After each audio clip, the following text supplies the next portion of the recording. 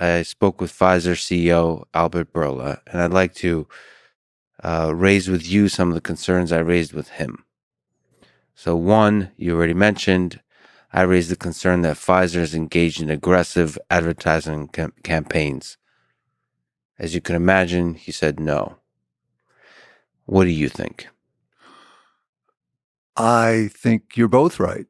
I think that I agree with you that the aggressive advertising campaigns do not add value to society. And I agree with him that they're, for the most part, legal, and it's the way the game is played. Right. So sorry to interrupt, but oftentimes his responses are, especially now, he's been CEO for only like 2 years, 3 years. He says Pfizer was a different company. We've made mistakes, right, in the past. We don't make mistakes anymore. That there's rules, and we play by the rules. So like with every concern raised, there's very, very strict rules, as he says. In fact, he says sometimes way too strict, and we play by them. And so in that sense, advertisement, it doesn't seem like it's too aggressive because it's playing by the rules. And relative to the other, again, it's the game. Relative to the other companies, it's actually not that aggressive. Relative to the other big pharma companies. Yes. I hope we can quickly get back to whether or not they're playing by the rules, but Yes. in general. But let's just look at the question of advertising specifically. I think that's a good example of what it looks like from within that culture and from outside that culture. He's saying that we follow the law on our advertising. We state the side effects and we state the FDA approved indications, and we do what the law says we have to do for advertising. And I've not been an expert in litigation for a few years, and I don't know what's going on currently, but let's take him at his word. It could be true. It might not be, but it could be. But if that's true, in his world, in his culture, that's ethical business behavior. From a common sense person's point of view, a drug company paying highly skilled media folks to take the information about the drug and create the illusion, the emotional impact, and the takeaway message for viewers of advertisements that grossly exaggerate the benefit of the drug and minimize the harms, it's sociopathic behavior to have viewers of ads leave the ad with an unrealistic impression of the benefits and harms of the drug. And yet he's playing by the rules. He's doing his job as CEO to maximize the effect of his advertising. And if he doesn't do it, this is a key point. If he doesn't do it, he'll get fired and the next guy will. Mm-hmm. So the people that survive in the company, the people that get raises in the company and move up in the company are the ones that play by the rules. And that's how the game solidifies itself. But the game is within the bounds of the law.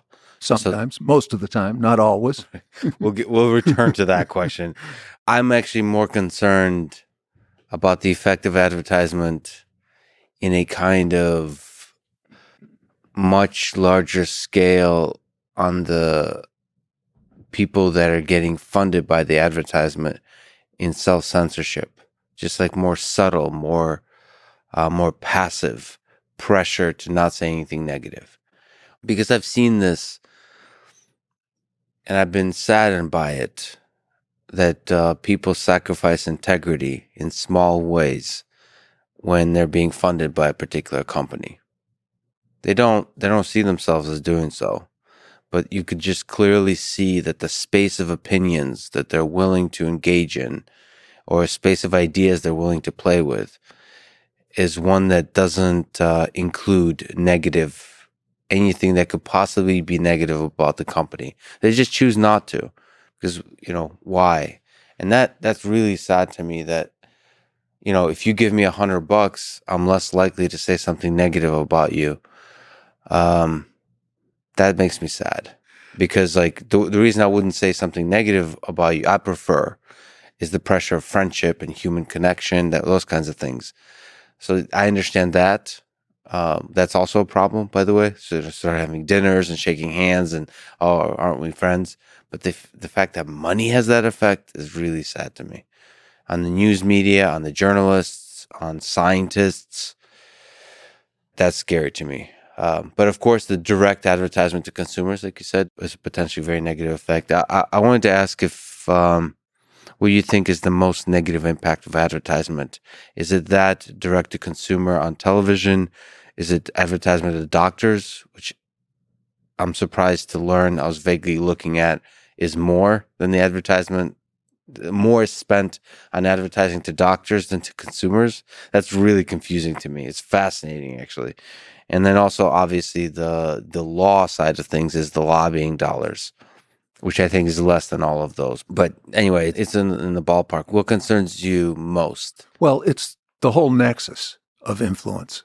There's not one thing, and they don't they don't put all their eggs in one basket. It's a whole surround sound program here. Yeah.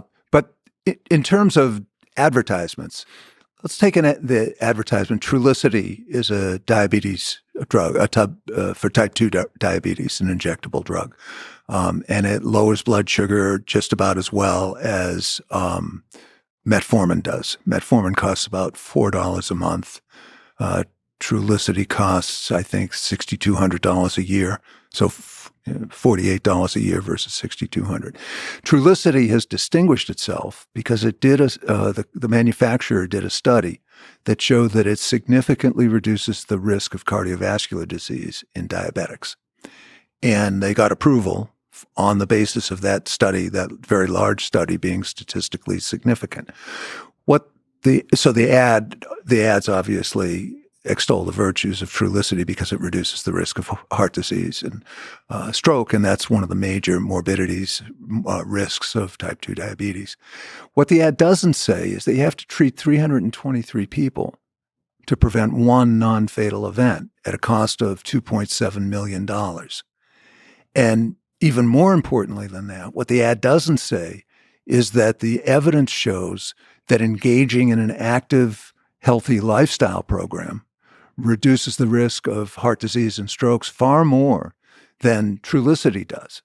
Now, to be fair to the company, the sponsor, there's never been a study that compared Trulicity to lifestyle changes. But that's part of the problem of our advertising. You would think in a rational society that was way out on a limb as a lone country besides New Zealand that allows direct-to-consumer advertising, that part of allowing direct-to-consumer advertising would be to mandate that the companies establish whether their drug is better than, say, healthy lifestyle adoption to prevent the problems that they claim to be preventing. But we don't require that. So the companies can afford to do very large studies so that very small differences become statistically significant. And their studies are asking the question, how can we sell more drug? They're not asking the question, how can we prevent cardiovascular disease in people with type 2 diabetes?